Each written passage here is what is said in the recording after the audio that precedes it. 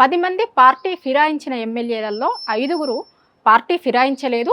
వాళ్ళు బీఆర్ఎస్ పార్టీలోనే ఉన్నారు. కాంగ్రెస్ పార్టీలో చేరినట్లుగా ఆధారాలు ఏవి కూడా నాకు కనిపించట్లేదు. అరికపూడి గాంధీ, తెల్లం వెంకట్రావు, బండ్ల కృష్ణమోహన్ రెడ్డి, ప్రకాష్ గౌడ్ ఇట్లా 5గురు పార్టీ మారినట్లుగా ఎక్కడ కూడా ఆధారాలు లేదు. వారు బీఆర్ఎస్ పార్టీలోనే ఉన్నారు. కాబట్టి వీళ్ళ మీద అనర్హత వేటు వేయడం అనేటువంటిది కుదరదు.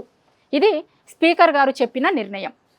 ఓ దిక్కు కాంగ్రెస్ పార్టీలో ఉన్నటువంటి వాళ్ళ అగ్రనాయకుడు రాజ్యాంగాన్ని చేతిలో పట్టుకొని చాలా రాష్ట్రాలలో రాజ్యాంగాన్ని సరిగా పాటిస్తలేరు. బీజేపీ పాలిత రాష్ట్రాలలో అసలు మొత్తం రాజ్యాంగమే నడుస్తలేదు అన్నట్లుగా మాట్లాడుతున్నటువంటి రాహుల్ గాంధీ గారు తెలంగాణలో జరుగుతున్నటువంటి దాని పట్ల ఏం సమాధానం చెప్తారు? ఇవాళ తెలంగాణ సమాజం ఇది అడుగుతుంది రాహుల్ గాంధీ గారిని.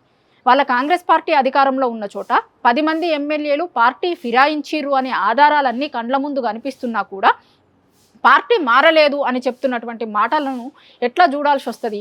రాహుల్ గాంధీ గారి డబల్ స్టాండర్డ్స్ని దీన్ని బట్టి అర్థం చేసుకోవచ్చు అనేది తెలంగాణలో ఉన్నటువంటి మేధావులు మాట్లాడుకుంటున్నారు.